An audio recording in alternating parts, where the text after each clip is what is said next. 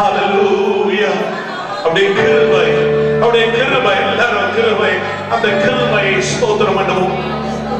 ஹalleluya. ஆண்டவரே அப்பா, நீ எனக்கு வந்த எல்லா தீமையும் நன்மையாக மாற்றினீர் ஆண்டவரே. என் துக்கத்தை சந்தோஷமாய் மாற்றினீர் ஆண்டவரே. என் துயரத்துக்கு பதிலாக நீர் ஆனந்த தைலத்தினாலே நிரப்புகிறீர் அப்பா. ஆண்டவரே, என்னுடைய தோல்விகள் எல்லாம் ஜெயமாய் மாறுகிறது அப்பா. உம்மை துதிக்க துதிக்க துதிக்க என்னுடைய சாம்பலான வாழ்க்கை சிங்காரமாக மாறுகிறது ராஜா. உம்மை துதிக்கிறோம், உம்மை துதிக்கிறோம். ஒடுங்கி போன ஆவிக்கு பதிலாக துதியின் ஆடையை உடுத்து வைத்தீரே அப்பா. அந்த சரீர பிரகாரமான ஆடையை பார்க்கிற தேவன் அல்லனே. உம்மை துதிக்கும்படியான ஒரு துதியின் ஆடையை, நீதியின் சால்வையை எங்களுக்கு கொடுத்தீரே. அவ்வளோ ராஷா நராக்கலவரா எல்லாரும் வகையிலிருந்து கர்த்தரால் அபிஷேகம் பண்ணப்பட்ட பிள்ளைகள் எல்லாரும் அந்நிய பாஷைகளில் தேவனோடு கூட ரகசியங்களை பேசுவோம். சத்துருவின் கோட்டைகளை கர்த்தர் தமிழ்மொழியாய் நோக்கிக் கொண்டிருக்கிறார். எல்லா மாந்திரிக வல்லமைகள் உன் காலின் கீழ் போய் கொண்டிருக்கிறது. அதன் மேல் அதிகாரத்தை கர்த்தர் கொடுத்துக் கொண்டிருக்கிறார். நீ திணையாது, நீ கலங்காதே, நீ என்னுடையவர். ஒவ்வொருவரையும் பார்த்து கர்த்தர் சொல்லுகிறார், நீ என்னுடையவர், நீ என்னுடையவர். நான் உன்னை மறப்பதில்லை, நான் உன்னை மறப்பதில்லை என்று கர்த்தர் சொல்லுகிறார். ஹalleluya, ஹalleluya. ஆண்டவரே, உம்மை ஸ்தோத்திரிக்கிறோம் அப்பா. ஆண்டவரே, நீரே கோட்டை. ஆண்டவரே, கர்த்தர் சொல்லுகிறார், நானே உனக்கு கேடகம் என்று. அவர் சூரியனும் கேடகமுமாய் நம்மோடு கூட இருக்கிறார். அவர் நீதியின் சூரியனாக இருக்கிறார். அவரே நம்முடைய பலன். அந்த பலத்தை உயர்த்தி எல்லாருமா கர்த்தருடைய நாமத்தை உயர்த்துவோமா. பலனும் மரணம் என் கேடகமும். ஹalleluya. ஆண்டவரே, நாங்க வெறும் பாடல்களாக அல்ல ஆண்டவரே. அப்பா, எங்களுக்கு பாட நீங்க சொல்லி தரீங்கப்பா. உம்மை நாங்கள் மகிமைப்படுத்த பாலகரும் கர்த்தருடைய பிள்ளைகளும் சிறியோரும் பெரியோரும் வாலிபர்களுமாக இணைந்து சபையாக ஆண்டவரே, நீர் கொடுத்த நன்மைகளை நினைத்து கர்த்தர் எங்களுக்கு சொல்லிக் கொடுக்கிற பிரகாரத்தை நாங்கள் பாடுகிறோம். உமக்கு நன்றி செலுத்துகிறோம், உம்மை ஸ்தோத்திரிக்கிறோம், உம்மை துதிக்கிறோம், உம்மை வாழ்த்துகிறோம் ராஜா.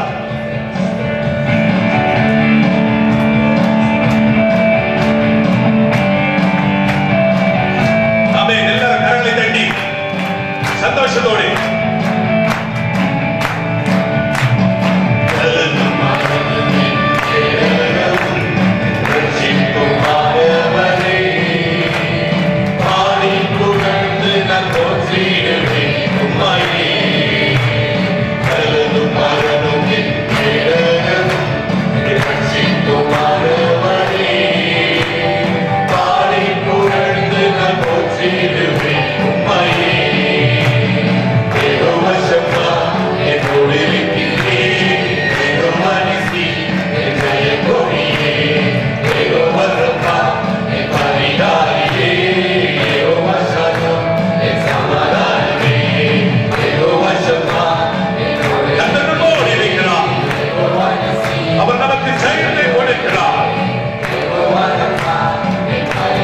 சுகம் அவராலே உண்டாகிறது.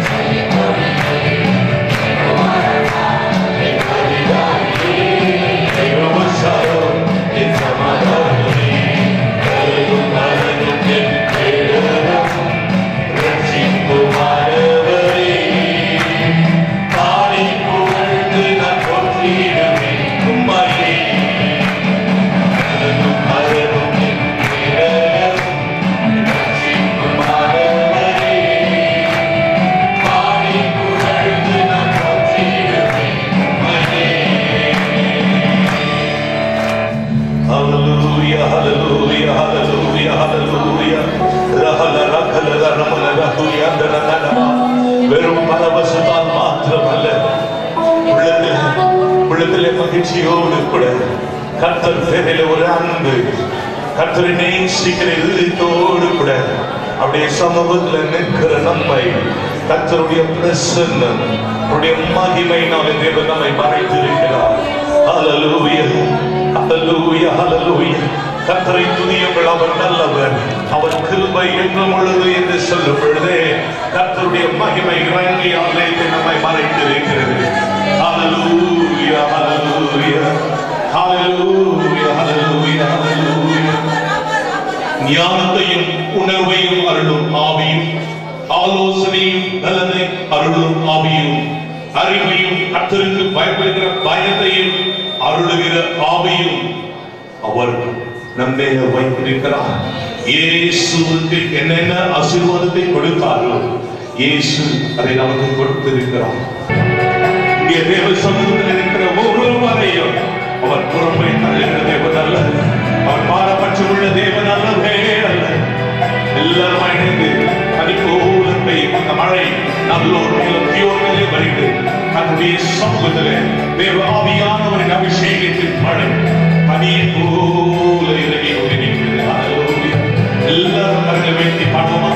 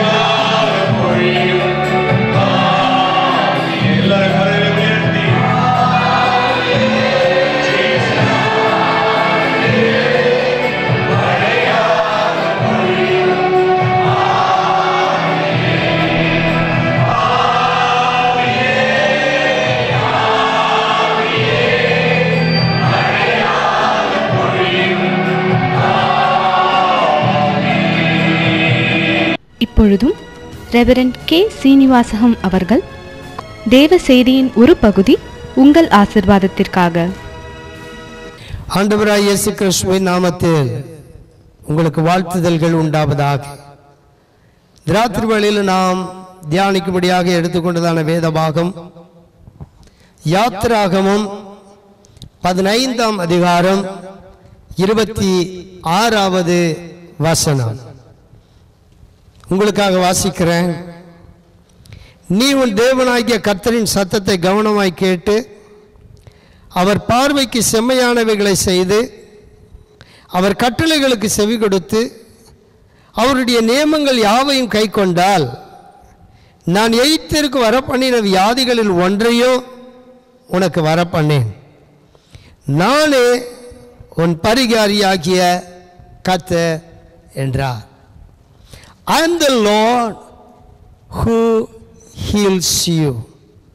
I am the Lord who heals you. ஆண்டவர் இன்றைக்கு நமக்கு கொடுக்கிறதான வார்த்தை, நானே உன் பரிகாரியாகிய கர்த்தர். இதுக்கு ஆண்டவர் நம்மோடு பேச விரும்புகிறதான காரியம் தெய்வீக சுகம்.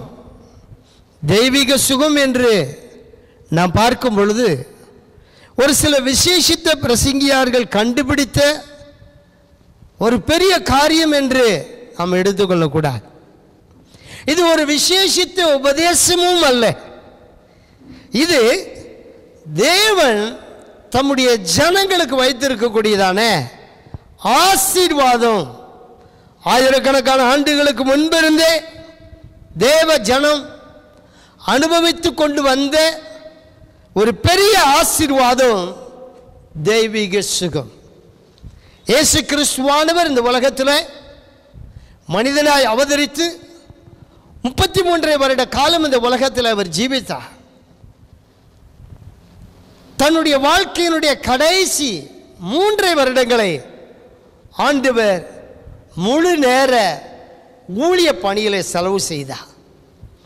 அவர் செய்த ஊழியத்திலே பெரும்பாலான காரியம் வியாதியஸ்தர்களை சுகமாக்கினார். வியாதியஸ்தர்களை கண்டு மனதிறங்கினார். தெய்வீக சுகம் என்பது ஆண்டவர் தம்முடைய பிள்ளைகளுக்கு வாக்கு பண்ணியிருக்கிறதான ஒரு பெரிய ஆசீர்வாதம். இன்றைக்கும் இந்த வார்த்தைகளை நீங்கள் கவனமாய் கேட்பீர்களானால் தெய்வீக சுகத்திற்கு சொந்தக்காரரான இரட்சகரும் ஆண்டவருமான இயேசு கிறிஸ்துவானவர் உங்களுடைய வாழ்க்கையிலும் அதை அனுபவிக்க நிச்சயமாய் அனுக்கிரகம் செய்வார். முதலாவதாக, ஒரு மனிதனுக்கு சுகவீனம் உண்டாக பரிசுத்த வேதாகமம் என்ன காரணம் குறிப்பிடுகிறது என்பதை நாம் கவனிக்க வேண்டும். ஒரு வைத்தியரிடத்தில் நான் போகிறோம் என்று சொன்னால் எடுத்த உடனே அந்த வியாதிக்குரியதான மருத்துவத்தை எந்த ஒரு நல்ல டாக்டரும் செய்ய மாட்டார்கள். முதலாவதாக அந்த வியாதி ஏன் வந்தது என்கிறதான ஒரு பரிசோதனைக்குள்ளே நம்மை நடத்துவார்கள். பிளட் டெஸ்ட் எடுப்பாங்க, எக்ஸ்ரே எடுப்பாங்க, இன்னும் நம்மிடத்தில் பல கேள்விகளை கேட்பார்கள். என்ன சாப்பிட்டீங்க, என்ன தண்ணி ஏதாவது மாற்றி குடிச்சிங்களா, ஏதாவது வித்தியாசமான சூழல்களுக்குள்ளே போனீர்களா, பல காரியங்களை விசாரித்து தான், பல பரிசோதனைக்குள் நம்மை உட்படுத்தி தான் அந்த வியாதிக்குரியதான மருத்துவத்தை அவர்கள் செய்வார்கள். அதே போலதான் நம்முடைய ஆண்டவராகிய தேவனும் நமக்கு எல்லாவற்றையும் வேதாகமத்தில் எழுதி வைத்து கொடுத்திருக்கிறார். நமக்கு வியாதி ஏற்பட வேதம் என்ன ஆலோசனை சொல்லுகிறது? யோவான் எழுதினதான சுவிசேஷம் 9ஆம் அதிகாரம் 1 முதல் 3 வரை உள்ள வசனங்களிலே நாம் பார்க்கும் பொழுது, அங்கே பிறவியாய் குருடனாய் பிறந்த ஒரு மனிதனை இயேசு கிறிஸ்துவானவரிடத்தில் கொண்டு வருகிறார்கள். அப்பொழுது இயேசு கிறிஸ்துவானவரிடத்தில் ஆண்டவருடைய சீஷர்கள், ஆண்டவரே, இவன் குருடனாய் பிறந்தது யார் செய்த பாவம்? பழைய ஏற்பாட்டு நாட்களில் பாவத்தினால் தான் ஒருவனுக்கு வியாதி வருகிறது என்பது ஒரு நம்பிக்கை இருந்தது. காரணம், வேத வசனமும் அதை தான் நமக்கு கற்றுக் கொடுத்தது. ஒருவன் பாவம் செய்வான், ஆனால் ஆண்டவர் சொல்லியிருக்கிறார், 3ஆம் 4ஆம் தலைமுறை மட்டும் நான் கேட்பேன். அன்பான தேவ ஜனமே, அந்த குருடனை குறித்து சீஷர்களுக்கு ஆண்டவர் சொல்லும் பொழுது சொல்லுகிறார், இவன் குருடனாய் பிறந்தது இவன் செய்த பாவமும் அல்ல, இவனுடைய பெற்றோர்கள் செய்த பாவமும் அல்ல, தேவனுடைய நாமம் இவன் மூலமாய் மகிமைப்படும்படிக்கு இப்படி பிறந்தான். இதிலிருந்து நாம் கண்டுகொள்ள வேண்டியதான காரியம், ஒருவனுக்கு வியாதி வருகிறது என்று சொன்னால் அதில் 3 காரணங்கள் இருக்கின்றன. அது யாராக இருந்தாலும் சரி, தேவனுடைய பிள்ளைகளாக இருந்தாலும் சரி, துன்மார்க்கர்களாக இருந்தாலும் சரி. ஒன்று, நாம் செய்கிறதான பாவம் நமக்குள்ள வியாதியை கொண்டு வருகிறது. இன்றைக்கு வாலிபர்கள், பெரியவர்கள் புகைப்பிடிக்கிறார்கள். அந்த புகைப்பிடிக்கிறதான அந்த சிகரெட் பாக்கெட்லே சொல்லப்பட்டிருக்கிறது, cigarette smoking is injurious to your health. புகைப்பிடித்தல் மனிதனுடைய உடல் நலத்திற்கு கேடானது என்பது சொல்லப்பட்டிருக்கிறது. அது பாவம். கர்த்தருக்கு பிரியமில்லாத எந்த ஒரு காரியத்தை செய்வான் என்று சொன்னால் அது பாவம். குடி, இன்றைக்கு குடிக்கிறதற்காக பார்களை தேடி போகிறார்கள். அந்த பார்களிலே வெளியில் உள்ள போர்டுகளில் போடப்பட்டிருக்கிறது, குடி குடியை கெடுக்கும். ஒரு குடிகாரன் அவனுடைய சரீரத்தை கெடுத்துக் கொள்ளுகிறது மாத்திரமல்ல, அவனுடைய குடும்பத்தையே அவன் கெடுத்து போடுகிறான். அன்பான தேவ ஜனமே, இன்றைக்கும் நம்முடைய வாழ்க்கையில் கர்த்தருக்கு பிரியமில்லாத எந்த ஒரு பாவத்தில் நீங்கள் இருப்பீர்கள், ஆனால் தெய்வீக சுகத்தை தேடி வரும்போது உடைய பாவம் மன்னிக்கப்பட்டாலுடைய, நீங்கள் பாவத்திலிருந்து விடுபட்டாலுடைய, இயேசு ஒருபோதும் உங்களுக்கு சுகம் கொடுக்க முடியாது. நீங்கள் எவ்வளவு பெரிய ஊழியக்காரர்களை தேடி போய் அவர்களிடத்தில் ஜெபித்து கொண்டாலும் சரி, அல்லது நீங்கள் கோடி கோடிக்காக காணிக்கைகளை ஊழியங்களுக்காக வாரி வழங்கினாலும் சரி, உடைய வியாதியிலிருந்து விடுதலை கிடைக்காது.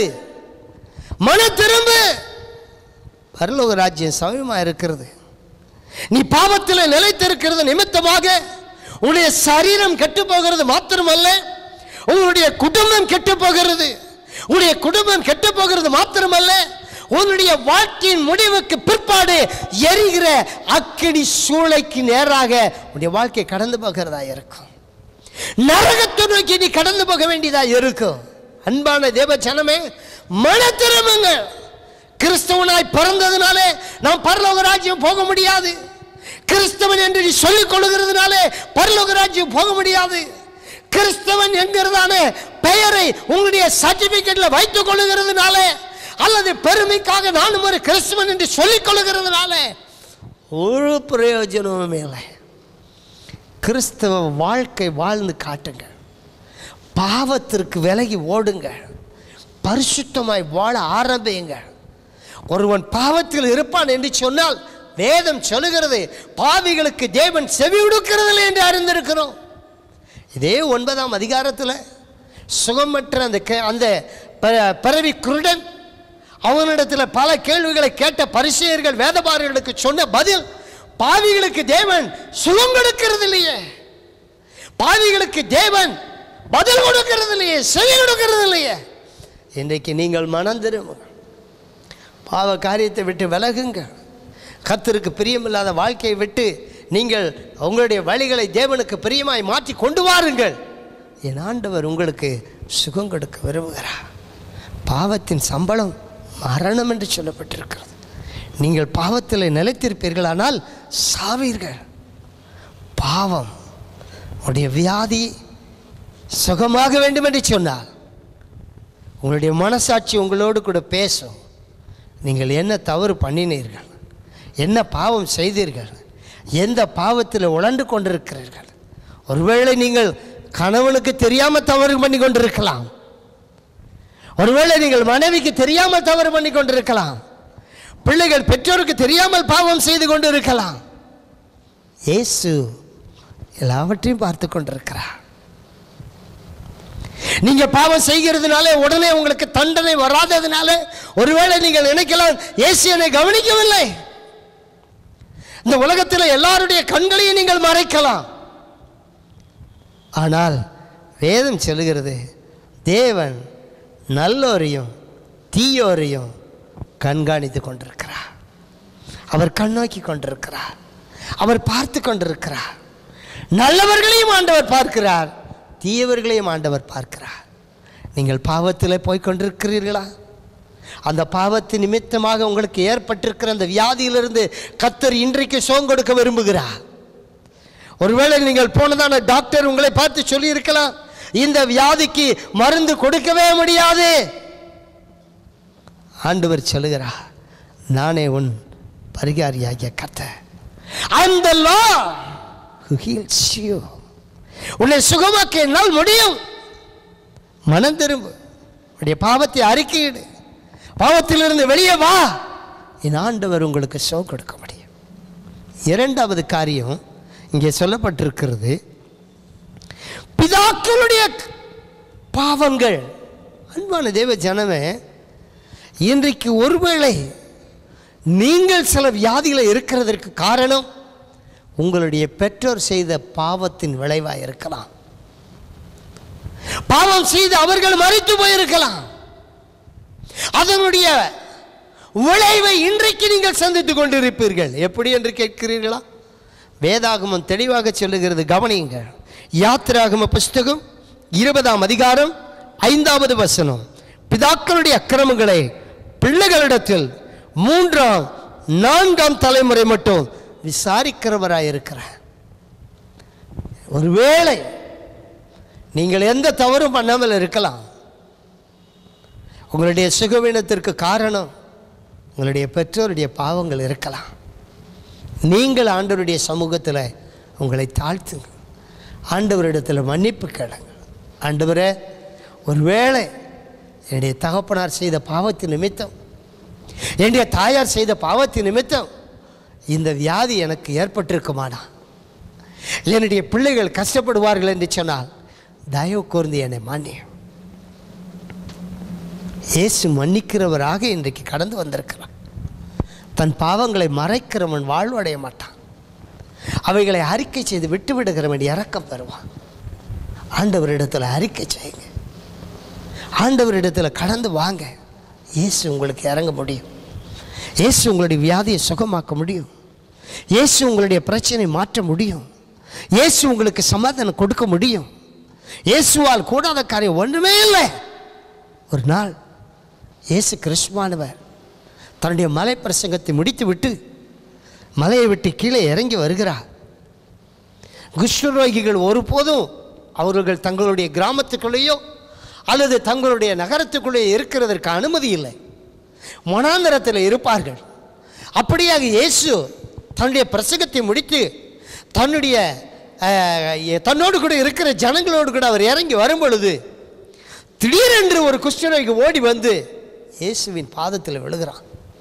அன்பானவர்களே, நியாயப்பிரமாணம் என்ன சொல்லுகிறது? ஒரு குஷ்டரோகி தனக்கு எதிராக யாராவது ஒருவர் வருகிறார் என்று சொன்னால் தன்னுடைய தலை மூடிக்கொண்டு இவன் சத்தமிட வேண்டும், தீட்டு தீட்டு தீட்டு என்று சத்தமிட வேண்டும். அப்பொழுது இந்த சத்தத்தை கேட்கிறதான ஜனங்கள் அவனுடைய அருகாமையில் செல்லாதபடிக்கு வேறு வழியாக அவர்கள் விலகி போய் விடுவார்கள். அன்பானவர்களே, அப்படி அவன் சத்தமிடாதிருப்பான் என்று சொன்னால், ஒருவேளை இவர்களுக்கு எதிர்பட்டு அந்த குஷ்டரோகி வருவான் என்று சொன்னால் அவனை கல்லெறிந்து கொல்லுகிறதற்கு அந்த ஜனங்களுக்கு மோசே அதிகாரம் கொடுத்திருந்தான். நியாய பிரமாணம் அதிகாரம் கொடுக்கப்பட்டிருந்தது. இந்த குஷ்டரோகியினுடைய நிலைமையை சற்று யோசித்து பாருங்கள். இந்த குஷ்டரோகி தன்னுடைய வியாதியிலிருந்து விடுதலை கிடைக்க ஒரே வழி இயேசு என்பதை கவனித்தான். காரணம், இயேசு மலையில பிரசங்கம் பண்ணி கொண்டிருந்த பொழுது அந்த ஜனங்களுக்கு தெரியாமல் ஏதோ ஒரு மூலையிலே மறைவாய் இருந்து இயேசுவனுடைய வார்த்தைகளை இவன் கவனித்திருக்க வேண்டும். எனவேதான் அவன் இயேசு என்னை சுகமாக்க முடியும் என்பதை அவன் உறுதியாக நம்பினான். அவன் ஜனங்களுக்கு பயப்படவில்லை, நியாய பிரமாணத்துக்கு பயப்படவில்லை. நான் போனால் ஜனங்கள் என்னை கொண்டு விடுவார்களே என்று சொல்லி அவன் பயப்படவில்லை. ஜனங்களை என்னை கொண்டு விட்டாலும் சரி, இயேசு எனக்கு வாழ்வு கொடுக்க முடியும் என்கிறதான நம்பிக்கையில இயேசுவனிடத்தில் கடந்து வந்தான். அன்பானவர்களே, இயேசுவின் பாதத்தில் விழுந்தான். ஆண்டவரே, என்னை சுத்தமாக்க உமக்கு சித்தமானால் முடியும் என்று சொன்னான்.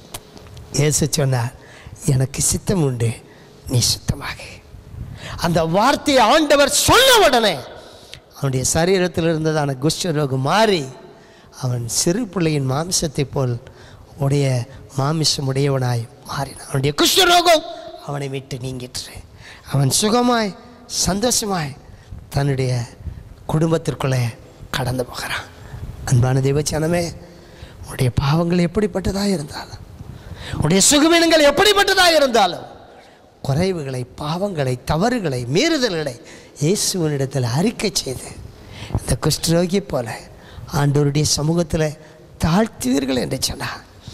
நானே உன் பரிகாரியாகிய கர்த்தர் என்று சொன்ன தேவன் இன்றைக்கு ராத்திரி உடைய வியாதிகளை சுகமாக்கி, உடைய பிரச்சனைகளை மாற்றி போட்டு, உடைய வாழ்க்கையில சமாதானத்தை கொடுத்து, உங்களுக்கு ஒரு செழிப்புள்ள வாழ்க்கை கொடுக்க, உங்களுக்கு ஒரு சந்தோஷம் மிகுந்த வாழ்க்கையை கொடுக்க, உங்களுக்கு ஒரு ஆசீர்வாதம் மிகுந்த வாழ்க்கையை கொடுக்க இயேசு போதுமானவராக இருக்கிறார். ஆண்டவர் உங்களை பார்த்து சொல்லுகிறார், நானே உன் பரிகாரியாகிய கர்த்தர். I am the Lord who heals you. இந்நாளே செய்யக்கூடாத அதிசயமான காரியம் ஒன்று உண்டோ? இயேசுவால் கூடாத காரியம் ஒன்றுமே இல்லை. தேவனால் கூடாத காரியம் ஒன்றுமே இல்லை. இயேசுவால் எல்லாம் கூடும். இயேசுவினிடத்தில் வந்த குஷ்டரோகிகள் சுகமானார்கள். மரித்து அடக்கம் பண்ணப்பட்ட 4 நாள் கழித்து நாட்டம் எடுத்த சரீரத்தினுடைய லாசருவை ஆண்டவர் உயிரோடு எழுப்பியிருப்பார் என்று சொன்னார்.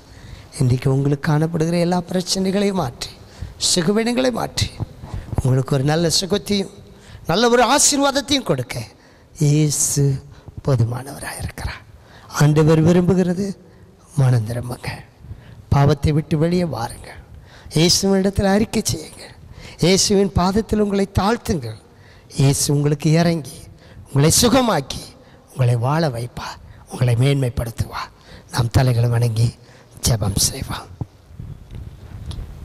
எங்கள் ஆண்டவரும் இரட்சகருமான இயேசு கிறிஸ்துவானவரே, இந்த ராத்திரி பொழுதில் ஒரு விஷயம் கூட எங்களை தாழ்த்துகிறோம். நானே உன் பரிகாரியாகிய கர்த்தர் என்று சொல்லியிருக்கிற அந்த வார்த்தையின்படி இன்றைக்கும் இந்த வார்த்தைகளை கேட்டுக்கொண்டிருந்தேன். வியாதியோடு, மன சமாதானம் இல்லாத சூழ்நிலையில், பிரச்சனைகளோடு, கண்ணீரோடு, பலவிதமான தேவைகளோடு உம்மை நோக்கி பார்த்து கொண்டிருக்கிற ஒவ்வொருவருக்கும் என் ஆண்டவர் இறங்கும்படி வைக்கிறேன். ஆண்டவரே, எங்களுடைய பாவத்தினால, பெற்றோருடைய பாவத்தினால எங்களுக்கு வியாதி வருகிறது என்று நாங்கள் பார்த்தோம். ஆண்டவரே, உம்முடைய நாம மகிமைப்படும்படியாக சில நேரங்களில் யோபுவுக்கு நீர் வியாதியை அனுமதித்தது போல, இந்த பிறவி குருடனுக்கு நீர் சுகவீனத்தை அனுமதித்தது போல நீர் அனுமதிக்கிறீர் என்பதையும் வேதத்தின் மூலம் அறிந்து கொள்ளுகிறோம். இந்த ராத்திரி பொழுதிலும் எந்த ஒரு காரியத்தை நிமித்தம் உம்முடைய பிள்ளைகள் சுகவீனப்பட்டிருந்தாலும் உம்முடைய வார்த்தையை அனுப்பி நீர் இப்பொழுதே சுகமாக்கும்படி ஜெபிக்கிறேன். உம்முடைய பிள்ளைகளுக்கு காணப்படுகிற இந்த நெருக்கமான, இடுக்கமான, இக்கட்டான எல்லா விதமான சூழ்நிலைகளிலிருந்தும் உம்முடைய பிள்ளைகளை வெளியே கொண்டு வருவீராக. உம்முடைய பிள்ளைகளை ஆசீர்வதிப்பீராக. உம்முடைய பிள்ளைகளை மேன்மைப்படுத்துவீராக. உம்முடைய பிள்ளைகள் எதிர்பார்க்கிறதான அந்த செழிப்பான வாழ்க்கையை தார். கண்மணி போல காத்துக்கொள்ளும், நீரே வழி நடத்தியருடும். ஆசீர்வதியும் ஆண்டவரே, ஆசீர்வதி. துதி, கன, மகிமை எல்லாவற்றையும் உமக்கே செலுத்துகிறோம். இயேசு கிறிஸ்துவின் நாமத்தில் ஜெபிக்கிறோம் எங்கள் நல்ல பிதாவே, ஆமென். இந்த நிகழ்ச்சி உங்களுக்கு ஆசீர்வாதமாக இருக்கும் என நம்புகிறோம்.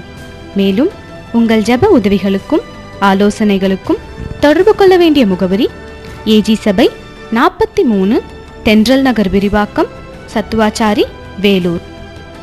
செல் நம்பர் 9865522080. ஞாயிறு ஆராதனை நேரம் காலை 8:30 மணி முதல் 11 மணி வரை. Branch church AG prayer center, CMC hospital எதிரில், விஜய் ஸ்ரீ ஜுவல்லரி 2வது மாடியில், Gandhi road, Vellore. Cell number 9865522080. ஞாயிறு ஆராதனை நேரம் காலை 8 மணி முதல் 9:30 மணி வரை, மாலை 6 மணி முதல் 7:30 மணி வரை. தேவன் உங்களை ஆசிர்வதிப்பாராக.